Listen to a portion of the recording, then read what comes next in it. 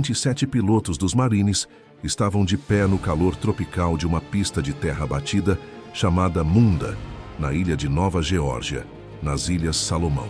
Eles haviam sido reunidos a partir de pools de reposição, hospitais e casos disciplinares espalhados por todo o Pacífico. Alguns tinham sido suspensos por insubordinação, outros haviam sido rejeitados por todos os comandantes de esquadrão que analisaram seus prontuários. Alguns poucos tinham experiência de combate. A maioria nunca havia disparado suas armas contra algo além de mangas de alvo rebocadas. O homem que estava à frente deles tinha 31 anos, o que o tornava uma década mais velho que a maioria dos seus pilotos. Ele tinha cabelo ralo, peito largo e uma reputação que o precedia por todo o teatro de operações do Pacífico. Seu nome era Gregory Boynton, embora quase todo mundo o chamasse de Pappy por causa da idade. Ele era um ex-piloto dos Flying Tigers, que havia pedido demissão daquela unidade sob uma nuvem de dívidas e alcoolismo. Já havia sido submetido a uma corte marcial e quase passou por outras duas. Devia dinheiro à metade dos oficiais do Corpo de Fuzileiros Navais e acabara de receber o comando de um esquadrão que ainda não existia oficialmente. O Marine Fighting Squadron 214 havia sido desativado 2 meses antes, depois que seus pilotos originais foram rotacionados de volta para casa. A designação estava vaga. Os altos comandantes da Marinha precisavam de esquadrões nas Salomão para a ofensiva iminente contra Rabaul, mas não tinham pilotos suficientes vindo pelos canais normais. Alguém no Marine Air Group 11 teve uma ideia: reunir todos os aviadores sem designação espalhados pelo Pacífico Sul, os desajustados e os insatisfeitos, os homens que ninguém mais queria, e formar uma única unidade com eles. Precisariam de alguém para liderá-los. Alguém que entendesse desajustados porque ele mesmo era um. Boynton vinha voando missões de combate como piloto sem esquadrão fixo havia semanas, se juntando a qualquer unidade que o aceitasse. Ele tinha 6 vitórias confirmadas dos tempos com os Flying Tigers na China e na Birmânia. Embora os registros oficiais estivessem embolados em disputas burocráticas sobre se aquelas vitórias contavam para o seu histórico no Corpo de Fuzileiros Navais. Nos meses desde o retorno da China, ele havia pulado entre trabalhos de mesa e designações temporárias, bebendo pesado e esperando que alguém lhe desse uma chance de provar seu valor.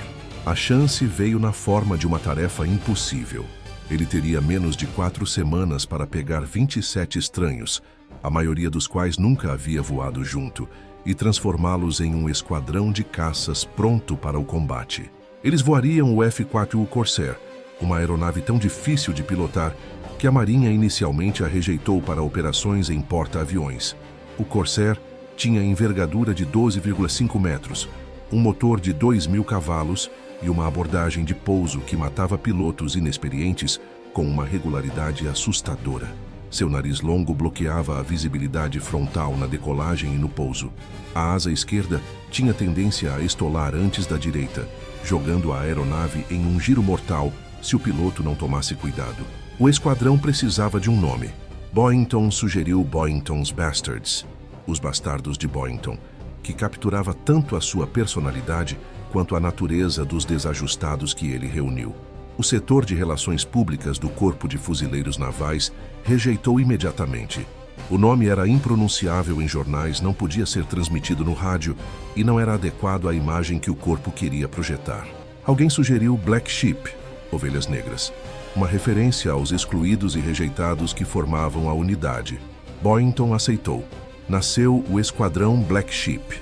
O que ninguém sabia naquela manhã de setembro era que aqueles 27 desajustados se tornariam o esquadrão de caças mais celebrado da Guerra do Pacífico. Em apenas 84 dias de combate, eles abateriam 94 aeronaves inimigas confirmadas, com mais 32 listadas como prováveis. Produziriam 9 ases de caça. Ganhariam a Presidential Unit Citation. Seu comandante se tornaria o as dos Marines, com maior pontuação da guerra antes de ser abatido e dado como morto. E a história deles seria contada e recontada pelos próximos 80 anos, inspirando livros, documentários e uma série de televisão que transformou o esquadrão Black Sheep em parte da lenda americana. Mas primeiro, Boynton precisava transformar aqueles estranhos em pilotos capazes de sobreviver a primeira semana de combate. Que os japoneses não iam esperar ele terminar o treinamento. O caminho de Gregory Boynton até aquela pista de terra em Nova Geórgia foi tudo menos convencional. Nascido em Coeur d'Alene, Idaho, em 1912, ele cresceu em um lar marcado pelo divórcio dos pais e pelo novo casamento da mãe. Adotou o sobrenome do padrasto e só descobriu a verdade sobre o pai biológico já adulto. Essa descoberta deixou uma marca que ele carregaria pelo resto da vida. Ele competiu em luta livre e natação na Universidade de Washington, formando-se em 1934 em engenharia aeronáutica. Ingressou no Corpo de Fuzileiros Navais como cadete de aviação e conquistou suas asas em 1937. Mas a vida militar em tempo de paz não lhe caía bem. Bebia demais, gastava demais. Casou-se jovem e teve 3 filhos. Depois descobriu que não conseguia sustentá-los com o salário de oficial dos Marines. Em 1941, suas dívidas haviam crescido a ponto de ele ver apenas uma saída. A Central Aircraft Manufacturing Company estava recrutando pilotos americanos para voar pela China contra o Japão. O salário era extraordinário, os 600 yard-holes por mês de base, mais os 500 yard-holes de bônus por cada aeronave japonesa destruída. Boynton renunciou à sua comissão nos Marines e partiu para a Birmânia no outono de 1941, como parte do American Volunteer Group, mais conhecido como Flying Tigers. Os Flying Tigers voavam P-40 Warhawks, com a famosa pintura de boca de tubarão no nariz, defendendo a Birmânia e o sudoeste da China contra bombardeiros e caças japoneses. Boynton voou com a unidade de dezembro de 1941 a abril de 1942, reivindicando 6 vitórias aéreas. Mas seu período com os Tigers foi marcado pelos mesmos problemas que haviam atormentado sua carreira nos Marines. Ele se desentendeu com o comandante da unidade, Claire Chennault. Bebia. Pegava dinheiro emprestado que não podia pagar. Quando o American Volunteer Group foi dissolvido e seus pilotos receberam oferta de comissão nas forças aéreas do exército dos Iswamesiro, Boynton recusou. Queria voltar para os Marines. A viagem de volta levou meses. Boynton chegou aos Estados Unidos no verão de 1942, esperando ser recebido como um veterano de combate com vitórias comprovadas contra aeronaves japonesas. Em vez disso, encontrou indiferença burocrática. O Corpo de Fuzileiros Navais relutava em recomissionar um oficial que havia renunciado sob pressão financeira. Suas vitórias nos Flying Tigers não foram imediatamente reconhecidas, porque haviam sido obtidas enquanto ele era tecnicamente um mercenário civil. Ele passou meses em limbo, bebendo mais pesado do que nunca, vendo a guerra continuar sem ele. Finalmente, no final de 1942, os Marines cederam. Boynton recebeu uma comissão como major e ordens para o Pacífico, mas nenhum comandante de esquadrão o queria. Sua reputação o precedia. Era muito velho, muito indisciplinado, um risco grande demais. Ele pulou entre designações temporárias, voando missões com qualquer unidade que o aceitasse, adicionando mais algumas vitórias ao seu histórico, mas nunca encontrando um lar permanente. A ideia de dar a ele o comando de um esquadrão formado inteiramente por outros desajustados era ou genial ou insana. Os oficiais do Marine Air Group 11 não sabiam qual das duas, mas estavam desesperados por pilotos, e Boynton estava disponível. Em 7 de setembro de 1943, ele recebeu ordens para montar seu esquadrão. Tinha 23 dias até a primeira missão de combate programada. Os pilotos que se apresentaram a Boynton naqueles primeiros dias de setembro de 1943 eram uma coleção diferente de qualquer outra na aviação dos Marines. Alguns vinham de pools de reposição, onde esperavam semanas ou meses por designação. Outros haviam sido liberados de hospitais após se recuperarem de ferimentos ou doenças. Alguns poucos tinham registros disciplinares que os tornavam intocáveis para outros comandantes de esquadrão. O primeiro-tenente Robert Ewing voava missões de reconhecimento e estava desesperado por serviço de caça. O capitão Stan Bailey tinha experiência de combate, mas havia sido ignorado repetidamente para comandos de esquadrão. O primeiro-tenente Chris Magee era um ex-alistado que subira até conquistar uma comissão e asas de piloto. Cada homem tinha uma história. Cada homem havia sido informado, de uma forma ou de outra, que não era bom o suficiente para um esquadrão regular. Boynton os reuniu e deixou claras suas expectativas. Não se importava com os registros deles. Não se importava com erros do passado. Importava-se com uma única coisa: se eles sabiam voar e lutar. Todo o resto era irrelevante. O corpo de fuzileiros navais havia desistido deles. Ele não. O cronograma de treinamento foi brutal por necessidade. Tinham menos de 4 semanas para realizar o que normalmente levava meses. Todo dia começava antes do amanhecer, com briefings sobre táticas, formações e sistemas da aeronave. Depois voavam, às vezes 3 ou 4 vezes por dia, praticando as manobras que os manteriam vivos em combate. O F-4U Corsair era ao mesmo tempo seu maior trunfo e seu maior desafio. A aeronave havia sido projetada como caça de porta-aviões, mas seu nariz longo, alta velocidade de pouso e tendência a quicar no toque fizeram com que fosse considerada perigosa demais para operações em porta-aviões no início de 1943. A Marinha a relegou aos esquadrões terrestres dos Marines, enquanto resolviam os problemas. O que os Marines receberam foi o caça mais rápido e mais bem armado do Pacífico. O Corsair alcançava 671 km/h, em voo nivelado, mais rápido que qualquer caça japonês. Carregava 6 metralhadoras .50 com 2.350 cartuchos de munição. Seu motor Pratt & Whitney R2800, de 2.000 cavalos, dava uma taxa de subida que igualava ou superava o famoso Mitsubishi A6M0, mas o Corsair exigia respeito. Pilotos que se descuidavam no pouso muitas vezes morriam. A asa em gaivota invertida criava um efeito solo que podia fazer o avião flutuar de forma imprevisível logo acima da pista. O torque daquele motor imenso exigia correção constante de leme na decolagem e em voo de baixa velocidade. Pilotos novatos eram avisados: voe o Corsair pelo manual ou o Corsair vai matá-lo. Boynton ensinava aos seus pilotos as táticas que ele mesmo desenvolvera com os Flying Tigers e refinara nos meses de voo de combate sem esquadrão fixo. Enfatizava ataques agressivos e coordenados. Treinava exaustivamente o elemento de 2 aviões, o bloco básico das táticas de caça, onde líder e ala trabalhavam juntos como uma única unidade. Insistia na consciência situacional, a capacidade de acompanhar múltiplas aeronaves em um dogfight caótico enquanto mantinha a integridade da formação. Os pilotos japoneses que enfrentariam não eram os substitutos inexperientes que os esquadrões americanos encontrariam mais tarde na guerra.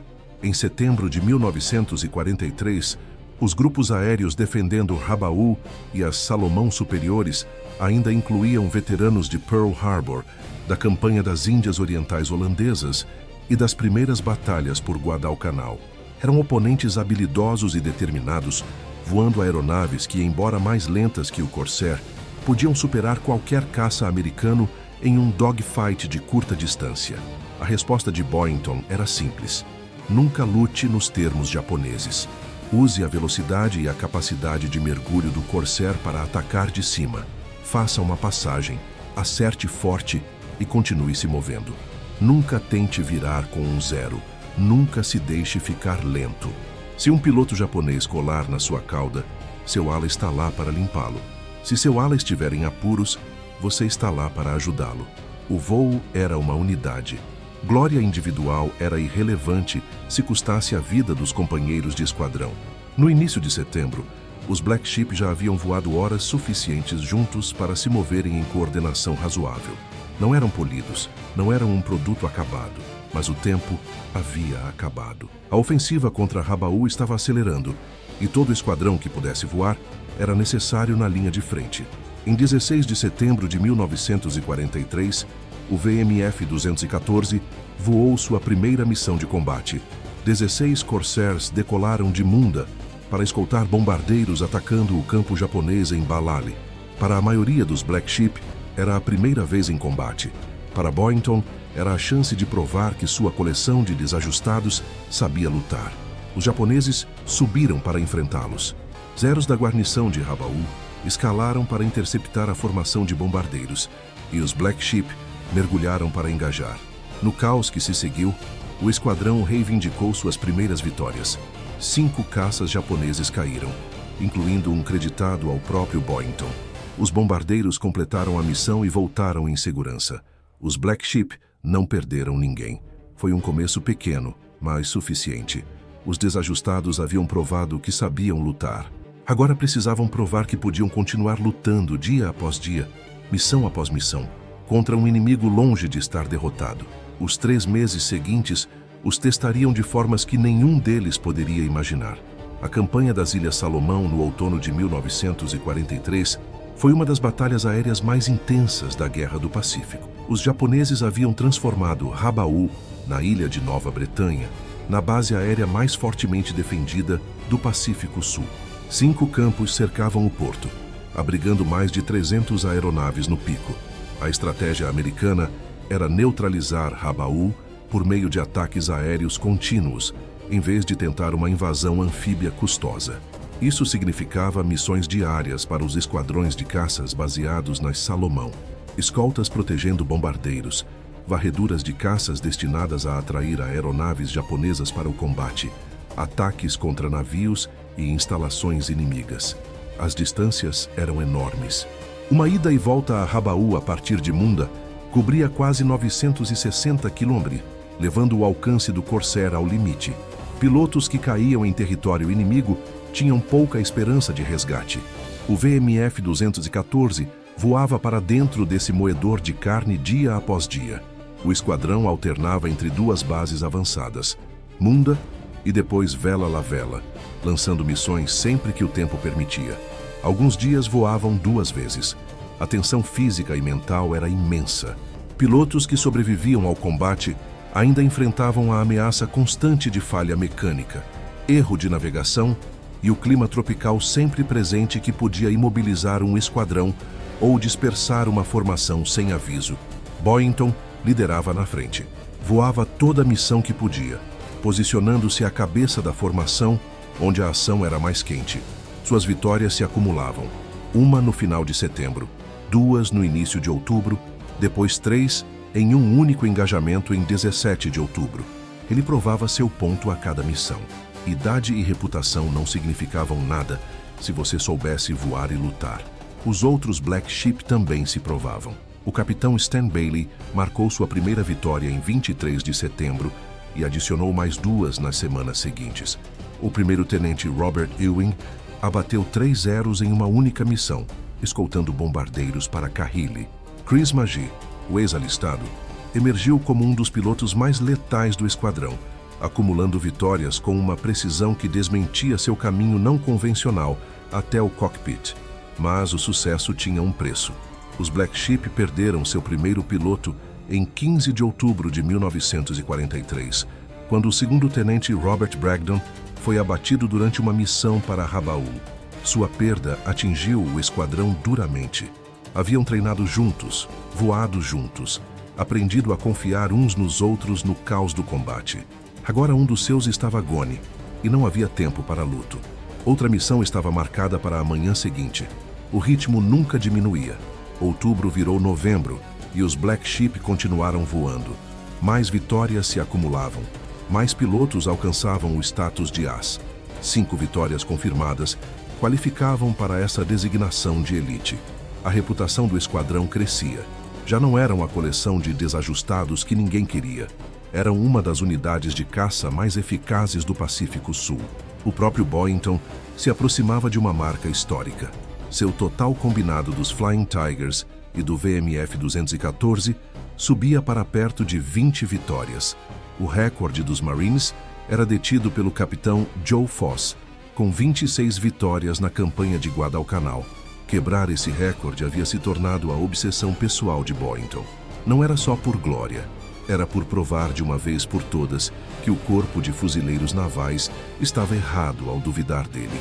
Se você está achando valor nessa história esquecida de fuzileiros navais que provaram que todo mundo estava errado, por favor, clique no botão de like. Isso diz ao algoritmo para compartilhar histórias como essa com mais amantes de história. E se ainda não se inscreveu, agora é a hora. Estamos resgatando essas histórias incríveis de arquivos empoeirados toda semana.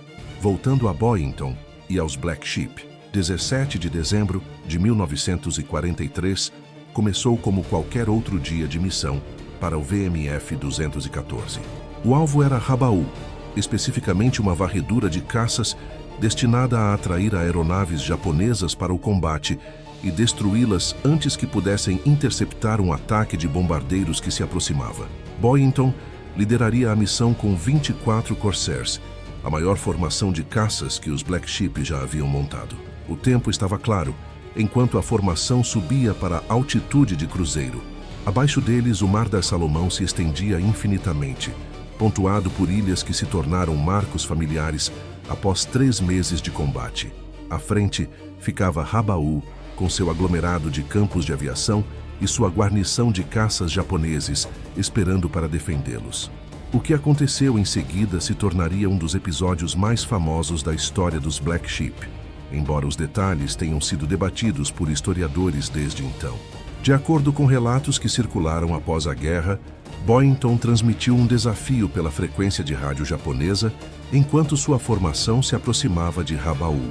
Ele supostamente provocou os pilotos japoneses, convidando-os a subir e lutar. Se isso realmente aconteceu ou se foi embelezado em retellings posteriores, permanece incerto. O que é certo é que os japoneses responderam em força. As estimativas variam, mas entre 40 e 60 caças inimigos subiram para enfrentar os Corsairs sobre Rabaul naquela manhã. O céu se encheu de aeronaves, enquanto as duas formações se fundiam em um enorme dogfight giratório. Os Black Sheep haviam treinado exatamente para esse tipo de luta. Mantiveram seus elementos, pares de aeronaves trabalhando juntos para se cobrir. Usaram a vantagem de velocidade, mergulhando através da formação japonesa, disparando e subindo novamente antes que os Zeros pudessem virar para perseguir. Continuaram se movendo, continuaram atirando, mantiveram a pressão sobre um inimigo que os superava em número por mais de 2-1. Boyington estava em todos os lugares. Mergulhava pela formação repetidamente, as metralhadoras .50 martelando qualquer Zero que cruzasse sua mira. Ele reivindicou 4 vitórias naquele dia, levando seu total combinado a 24. Outros pilotos Black Sheep acrescentaram ao tally do esquadrão. Quando a munição acabou e os medidores de combustível indicaram que era hora de voltar para casa, os Black Sheep viraram para o sul em direção à base. O contador oficial creditou o esquadrão com cerca de 20 aeronaves inimigas destruídas no engajamento, embora o número exato tenha sido disputado ao longo dos anos. O que importava para os pilotos que voaram naquele dia era mais simples. Haviam enfrentado uma força muito superior, lutado até o empate e voltado para casa sem perder uma única aeronave. Os desajustados haviam se provado da forma mais dramática possível. A missão de 17 de dezembro consolidou a reputação dos Black Sheep, mas o tour de combate do esquadrão estava chegando ao fim. No final de dezembro, muitos dos pilotos originais já haviam acumulado missões suficientes para rotacionar para casa. Substitutos chegavam para preencher as lacunas, mas o caráter do esquadrão estava mudando. Os desajustados originais, os homens que Boyington reunira em setembro, estavam espalhados por hospitais, pools de reposição e transportes de volta para casa. O próprio Boyington permaneceu. Estava perto demais do recorde para parar agora. Seu total estava em 24 vitórias confirmadas, apenas 2 abaixo do recorde do Corpo de Fuzileiros Navais de Joe Foss. Ele pediu permissão para ficar em mais missões, sabendo que cada voo o aproximava tanto do recorde quanto da probabilidade estatística de ser abatido. Em 3 de janeiro de 1944, Boyington liderou outra varredura de caças sobre Rabaul. A missão era rotineira pelos padrões Black Sheep, engajar qualquer aeronave japonesa que subisse para interceptar, proteger os bombardeiros que vinham, voltar à base. O que a tornava diferente era a missão pessoal de Boyington dentro da missão. Ele precisava de 2 vitórias para empatar o recorde, 3 para quebrá-lo. Os japoneses subiram para lutar. No engajamento que se seguiu, Boyington reivindicou 3 vitórias, o que teria levado seu total a 27 e quebrado o recorde de Foss. Mas a luta não havia terminado. Enquanto a formação americana começava a se retirar, um grupo de Zeros pegou Boyington separado do seu ala. Os relatos diferem sobre exatamente o que aconteceu naqueles momentos finais. O certo é que o Corsair de Boynton foi atingido várias vezes por fogo inimigo. Sua aeronave começou a queimar. Boynton lutou para controlar o Corsair avariado, enquanto as chamas se espalhavam pelo cockpit. Ele conseguiu saltar, seu paraquedas se abrindo sobre as águas perto de Rabaul. Do seu dossel, ele podia ver aeronaves japonesas circulando acima dele. Abaixo, o mar esperava. Ele sobreviveu ao pouso na água. Um submarino japonês emergiu e o tomou prisioneiro. Nos 20 meses seguintes, Gregory Boynton desapareceria da guerra, presumido morto por seu esquadrão, sua família e o corpo de fuzileiros navais. Os Black Sheep haviam perdido seu líder. O esquadrão continuou voando após a perda de Boynton, completando seu tour de combate e, eventualmente, rotacionando de volta aos Estados Unidos para descanso e reorganização. Quando o VMF-214 foi desativado no início de 1944, os Black Sheep haviam compilado um recorde que poucos esquadrões de caça podiam igualar. Em aproximadamente 84 dias de combate, o esquadrão foi creditado com 94 vitórias aéreas confirmadas, mais 32 listadas como provavelmente destruídas. Haviam danificado ou destruído mais de 200 aeronaves inimigas no total. 9 pilotos haviam alcançado o status de as. Haviam perdido 6 pilotos mortos ou desaparecidos em ação, uma taxa de perda tragicamente típica para esquadrões de caça no Pacífico Sul, mas que ainda representava 6 homens que nunca voltariam para casa. Os números oficiais seriam debatidos por anos. Alguns historiadores argumentaram que as reivindicações de vitórias americanas na Guerra do Pacífico eram infladas, um problema comum quando múltiplos pilotos engajavam o mesmo alvo e cada um acreditava ter marcado a vitória. Outros apontaram que a natureza caótica do combate aéreo tornava a contabilidade precisa impossível. O que não podia ser disputado era que o VMF-214 esteve no centro da luta de setembro a janeiro, enfrentou alguns dos melhores pilotos japoneses restantes no Pacífico e emergiu como um dos esquadrões mais celebrados da guerra. O primeiro tour de combate dos Black Sheep havia terminado, mas a história do que aconteceu com seu comandante estava apenas começando.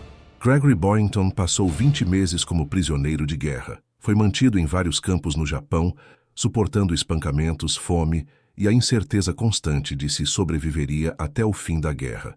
Os japoneses não anunciaram sua captura. Pelo que o mundo sabia, o comandante dos Black Sheep havia morrido sobre Rabaul. O corpo de fuzileiros navais, acreditando que Boynton estava morto, moveu-se para reconhecer suas conquistas. Em março de 1944, ele foi condecorado póstumamente com a Medalha de Honra por suas ações durante o tour de combate, que terminou com seu desaparecimento. A citação elogiava seu heroísmo extraordinário, acima e além do chamado do dever, e o creditava com a destruição de 26 aeronaves inimigas durante seu tempo com o VMF-214. Combinado com suas vitórias nos Flying Tigers, isso lhe dava um total de 28 vitórias, tornando-o o as dos Marines com maior pontuação da guerra. A condecoração foi baseada em informações incompletas. O corpo de fuzileiros navais não sabia que Boynton havia sobrevivido. Não sabia que ele estava sofrendo tratamento brutal em campos de prisioneiros japoneses enquanto sua citação da Medalha de Honra era redigida. Nos campos, Boynton recorreu a todas as reservas de força que possuía. Mais tarde escreveu sobre a experiência em suas memórias, descrevendo a luta diária para sobreviver com rações inadequadas enquanto guardas espancavam prisioneiros por infrações menores. Contraiu várias doenças.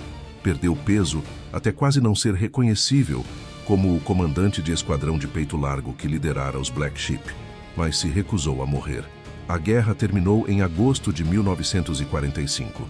Forças americanas varreram o Japão para libertar os campos de prisioneiros, e Boynton emergiu do cativeiro para descobrir que havia se tornado uma lenda na sua ausência. Sua medalha de honra o esperava.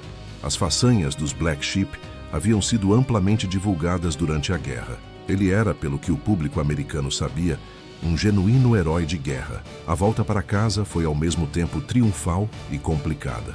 Boynton recebeu sua medalha de honra do presidente Harry Truman Em outubro de 1945, foi promovido a coronel. Foi celebrado, entrevistado e exibido como exemplo do espírito de luta americano. Mas os demônios que o atormentavam antes da guerra não haviam desaparecido durante o cativeiro. Se algo, haviam ficado mais fortes. Os anos pós-guerra foram difíceis. Boynton lutou contra o alcoolismo, casamentos que fracassaram, o desafio de se ajustar a um mundo em paz, onde suas habilidades particulares não eram mais necessárias. Deixou o Corpo de Fuzileiros Navais em 1947 e passou por uma série de empregos, nunca encontrando realmente seu lugar. Em 1958, publicou suas memórias, Black Sheep. O livro foi um best-seller, oferecendo um retrato cru e muitas vezes pouco lisonjeiro do seu autor. Boynton não escondeu seus defeitos. Escreveu sobre sua bebida, suas dívidas, suas falhas como marido e pai. Também escreveu sobre o combate com uma intensidade vívida que capturava o caos, o terror e a euforia da guerra aérea de formas que poucos outros memoirs conseguiram. O livro consolidou o lugar de Boynton na cultura popular. Levou diretamente à série de televisão de mesmo nome, que estreou em 1976 e durou 2 temporadas. A série tomou liberdades significativas com a precisão histórica, retratando os Black Sheep como ainda mais não ortodoxos do que realmente foram, e inventando personagens e episódios sem base na realidade. Mas apresentou uma nova geração à história do esquadrão e manteve sua memória viva na consciência americana. Os outros Black Sheep se dispersaram após a guerra, seguindo caminhos variados na vida civil. Muitos mantiveram contato, participando de reencontros e preservando os laços forjados naqueles meses intensos de combate. Assistiram com sentimentos mistos, enquanto sua história era dramatizada e embelezada, sabendo que a realidade havia sido ao mesmo tempo mais mundana e mais aterrorizante do que qualquer série de TV poderia capturar. Chris Magee, o ex-alistado que se tornou um dos pilotos mais letais do esquadrão, terminou a guerra com 9 vitórias confirmadas. Stan Bailey, que havia sido ignorado por outros esquadrões antes de se juntar aos Black Sheep, alcançou o status de as e serviu com distinção pelo resto da guerra. Robert Ewing sobreviveu ao tour de combate e voltou à vida civil, carregando memórias da Salomão que ficariam com ele para sempre. O próprio esquadrão foi recomissionado várias vezes após a Segunda Guerra Mundial, levando o nome e as tradições Black Sheep para a Coreia, o Vietnã e além. O moderno VMFA-214 voa o F-35B Lightning II, a partir da Marine Corps Air Station Yuma, no Arizona. O distintivo de caveira e ossos cruzados que os Black Sheep originais adotaram ainda adorna suas aeronaves. Gregory Boynton morreu em 11 de janeiro de 1988, aos 75 anos. Passou seus últimos anos em Fresno, Califórnia, ainda lutando contra os mesmos demônios que o assombraram toda a vida, mas também ainda celebrado como um dos maiores pilotos de caça da história dos Marines. Foi enterrado no Cemitério Nacional de Arlington, com honras militares completas, a fita da medalha de honra no peito, os fantasmas de Rabaul e dos campos de prisioneiros finalmente em paz. O Corsair que Boynton voou em muitas de suas missões não sobreviveu. Diferente de algumas aeronaves famosas da guerra, não há um avião único que possa ser apontado como o Corsair de Boynton. As aeronaves eram rotacionadas constantemente, designadas para qualquer piloto que precisasse delas em uma missão específica. Os Black Sheep voavam o que estivesse disponível, mantinham o que estivesse voável e não tinham o luxo de aeronaves pessoais que alguns pilotos famosos desfrutavam, mas o legado sobrevive de outras formas. No National Museum of the Marine Corps, em Quantico, Virgínia, exposições contam a história do VMF-214 e de seu comandante.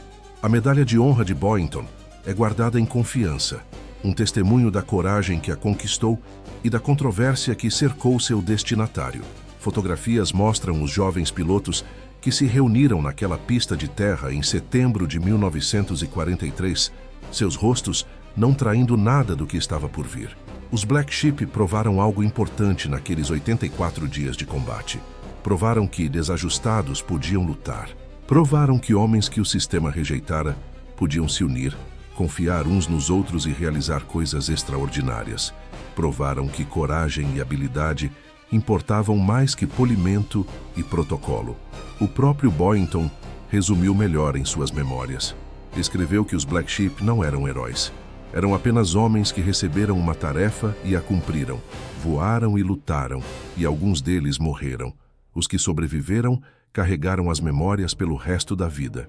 As histórias que contaram, os livros que escreveram, as entrevistas que deram, garantiram que o VMF 214 não seria esquecido.